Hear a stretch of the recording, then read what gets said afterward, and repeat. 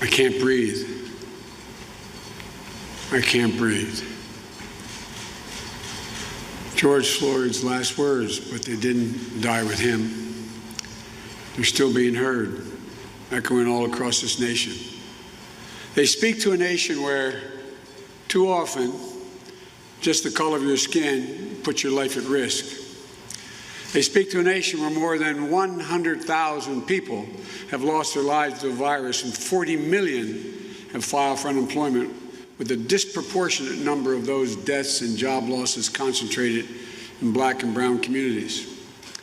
And they speak to a nation where every day millions of people, millions, not at the moment of losing their life, but in the course of living their life, are saying to themselves, I can't breathe.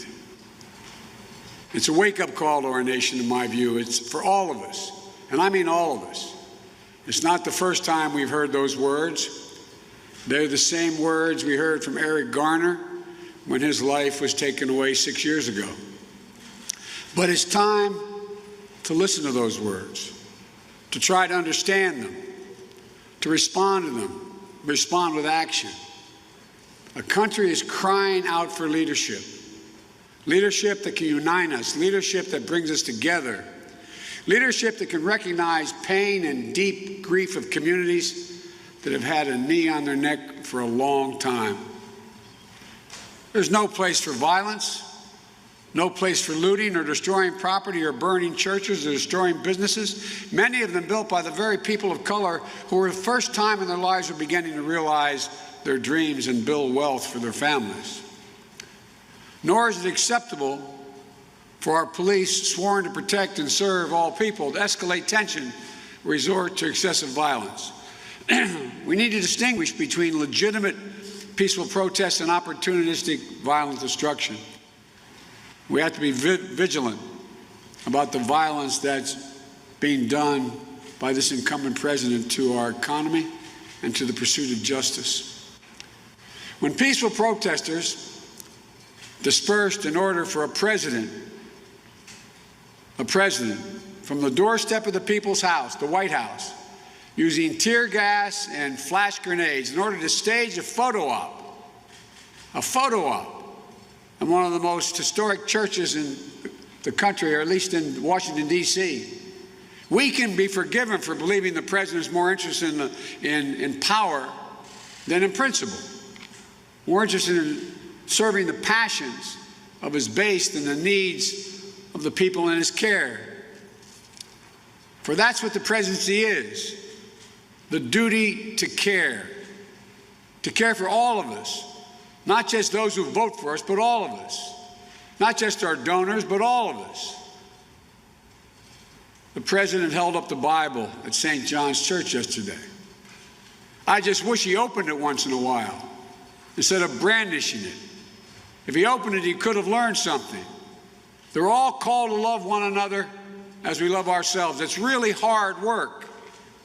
But it's the work of America. Donald Trump isn't interested in doing that work.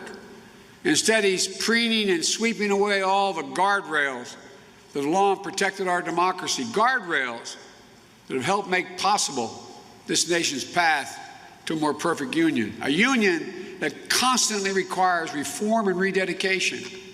And yes, the protest from voices that are mistreated, ignored, left out, or left behind. But it is a union worth fighting for. And that's why I'm running for president. In addition to the Bible, the president might also want to open the U.S. Constitution once in a while. If he did, he'd find a thing called the First Amendment. And what it says in the beginning, it says, the right of the people peaceably to assemble and to petition their government for redress of grievances. That's kind of an essential notion built into this country. Mr. President, that's America. That's America. No horses rising up on their hind legs to push back peaceful protest. Not using the American military to move against the American people. This is a nation of values. Our freedom to speak is a cherished knowledge that lives inside every American almost from the time you're a kid. We're going to not allow any president to quiet our voice. We won't let those who see this as an opportunity to sow chaos throw up a smokescreen to distract us from the very real and legitimate grievances at the heart of these protests. We can't leave this moment. We can't leave this moment thinking that we can once again turn away and do nothing. We can't do that this time. We just can't. The moment has come for our nation to deal with systemic racism, to deal with the growing economic inequity that exists in our nation, to deal with the denial of the promise of this nation, made to so many.